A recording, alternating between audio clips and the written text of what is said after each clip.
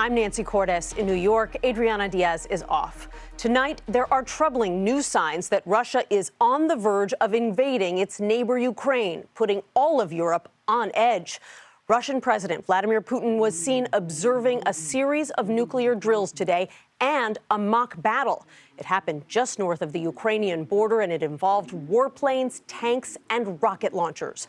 U.S. officials say up to 190,000 Russian troops are now amassed along the Ukrainian border, with new deployments in Crimea, Belarus, and near eastern Ukraine. On the front lines, there was an uptick in shelling today. Ukraine's military said 2 soldiers were killed.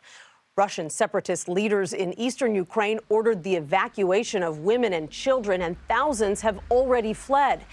At a security conference in Munich, Germany today, Ukrainian President Volodymyr Zelensky begged the West to impose stiff sanctions now.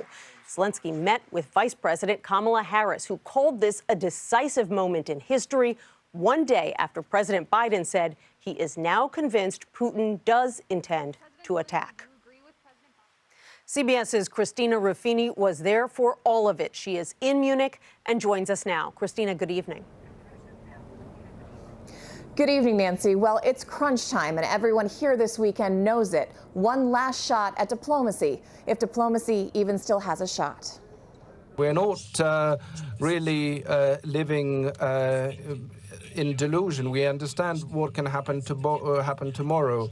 Taking center stage at the Munich security conference, Ukrainian President Volodymyr Zelensky told a ballroom packed with diplomats and government officials that his country cannot afford to panic. Putting ourselves in coffins and waiting for foreign soldiers to come in is not something we are prepared to do. Zelensky's visit to Munich was short, with many Western allies privately advising him not to risk leaving Ukraine. Welcome. I am looking forward to our conversation. But Zelensky said he wanted to make his case himself, in person, pressing the U.S. and European allies to sanction Russia now before it's too late. And we are being told that you have several days and then the war will start. And I said, okay, then apply the sanctions today. We have prepared together economic measures that will be swift, severe, and united. Speaking earlier in the day, Vice President Harris said the U.S. and its allies are prepared to impose significant and unprecedented sanctions if Russia further invades Ukraine. National borders should not be changed by force. And Christina is back with us now. Christina, is there any sign that the U.S. might be willing to impose those sanctions now before an attack, as Zelensky is urging?